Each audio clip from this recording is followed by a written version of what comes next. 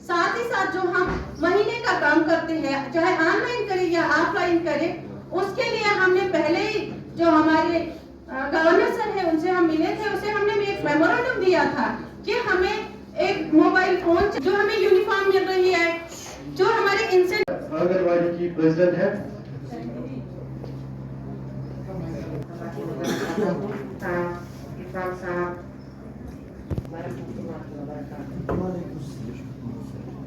हाल ही में जो हमने एसआरओ शुरा जो हमने जीता, हमने बहुत सी लड़ाई की, तो फिर हमें एसआरओ शुरा general secretary TUCC and member CBT government of India.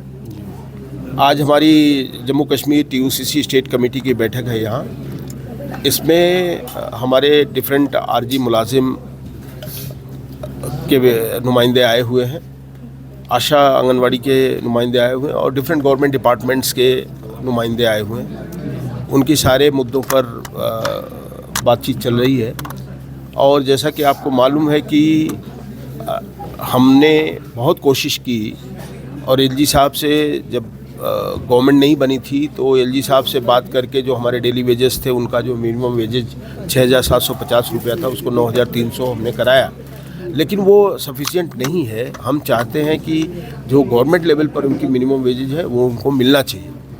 तो आरजी मुलाजिमों के लिए सरकार ने, यहाँ की स्टेट गवर्नमेंट ने एक कमेटी बनाई है और हम चाहेंगे कि वो कमेटी टीयूसीसी के साथ कोलैबोरेट करे, कम्युनिकेट करे, कोऑर्डिनेट करे और अगर ये कोलैबोरेशन होता है तो निश्चित रूप से हम कोशिश करेंगे। ये एक लॉन्ग पेंडिंग इशू है जो हमारे करीब 60,000 आरजी मुलाजिम हैं, उनको हम एक रिजॉल्व करके उनको एक बेहतर ज़िंदगी देने का हम प्रयास कर सकते हैं।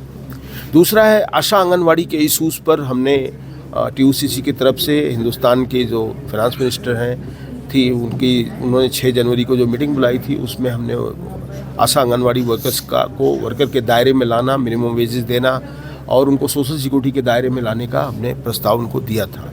और हमने ये भी कहा था कि जम्मू कश्मीर के लिए एक अलग से पैकेज दिया जाए कि ताकि हमारी जो मेन स्ट्रीमिंग हो रही है या जो हमारा इंटीग्रेशन हो रहा है वो और स्ट्रांगली हो जाए और बॉन्डिंग अच्छी बन जाए। और हमारे फाइनेंस मिनिस्टर ने ये कहा था कि she will take care of that. Unfortunately budget में अभी तक तो कुछ नहीं आया, बाद में वो अभी भी बजट सेशन चल रहा है, कुछ और आ जाए तो मुझे नहीं मालूम, बट प्रयास उसमें होना चाहिए। यहाँ जो एजुकेशन डिपार्टमेंट में जो कंट्रेक्चुअल हैं, जो हमारी जानकारी में आया है, जो लेक्चरर्स हैं, पीएचडी हैं, स्किल डेवलपमेंट है, इन लोगों को भी जो एक लिविंग वेज मिलनी चाहिए वो नहीं मिल रही है। और जैसा कि देखा जा रहा है कि लेक्चरर लोगों को लद्दाख में जो तनख्वाह दे रहे हैं कंट्रेक्चुअल को, यहाँ उसे बहुत कम दे रहे हैं, आधी दे रहे हैं। तो ये तो ठीक नहीं है, दोनों यूटी है, अगर वहाँ जो आप दे रहे हैं तो यहाँ देने में कोई हर्जा नहीं है, दोनों को समान देना चाहिए। अभी general secretary employ joint action committee आज मुझे टीयूसीसी जो है इन्होंने मदऊ किया था, तो डेली वेजरों के बारे में ही बात हो रही है हर साइड से।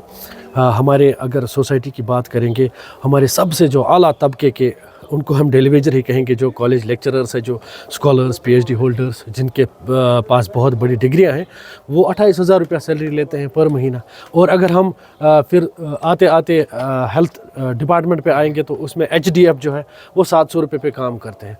तो कहने का कुल मिला के कहने का ये मतलब है, जो डेली रेटेड वर्कर्स हैं, चाहे वो हेल्थ में, एजुकेशन में, हमारा एसपीओ भाई जो सड़क पे 24 घंटे काम करता है, तो इनकी जो है they are the worst sufferers. पिछले 20 या 25 साल में जो है सबसे ज़्यादा इस्तेसाल इन्हीं के साथ हुआ है।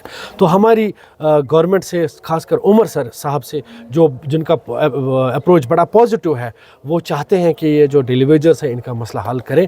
तो उनसे यही फिर एक बार गुजारिश रहेगी कि इस मसले को वंस फॉर ऑल सेटलमेंट करें। लेकिन सेटलमेंट अब ये कमेटी बना के नहीं कर सकते हैं, क्योंकि ये इस कमेटीज़ में सिर्फ ब्यूरोक्रेट्स को ही एंगेज करते हैं। इनको चाहिए कि जितनी भी मुलाजमों की ऑर्गेनाइजेशंस है, एम्प्लॉय जॉइंट एक्शन कमेटीज़ है, जेसीसीज़ है, टीयूसीसी है, सब के साथ मिल के काम करे ताकि एक ऐसा लाही अमल बने कि इनका मसला जो है वंस फॉर ऑल हल हो जाए।